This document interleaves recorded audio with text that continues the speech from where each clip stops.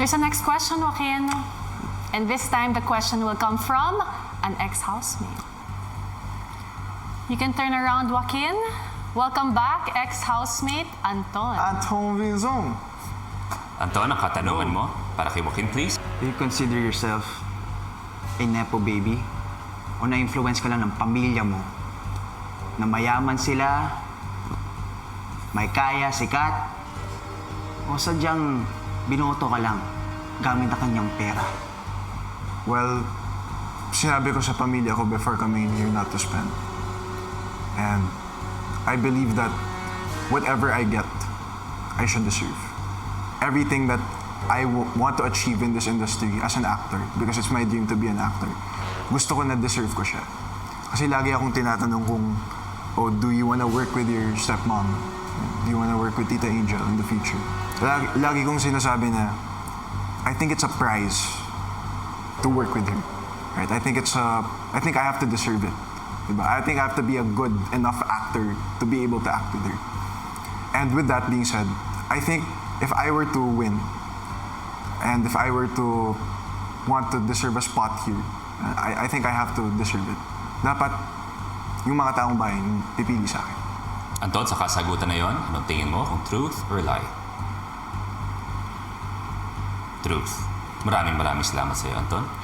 Kung si Anton kanina, truth ang kanyang pananaw sa iyong kasagutan. Tignan natin.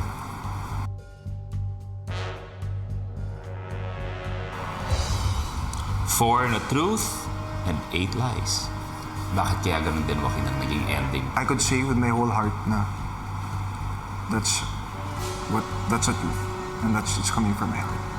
And I have no way to prove it, but that's a truth.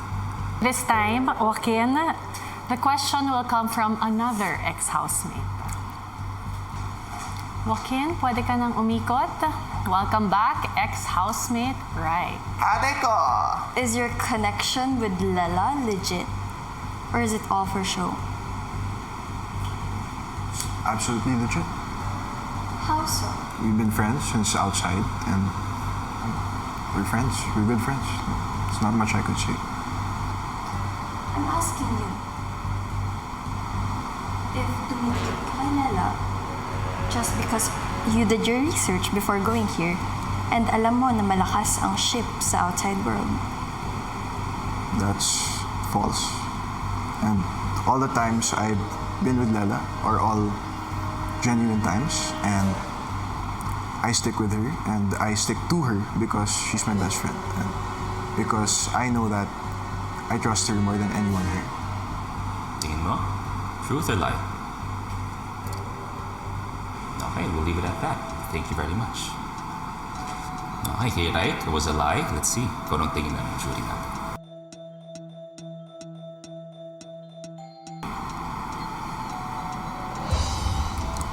Two na truth, 10 na lie.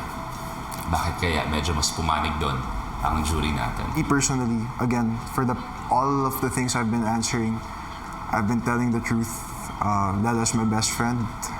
And you can ask her yourself if you don't believe me, the mga jury. But all the times I've been with her, all genuine moments, nothing forced.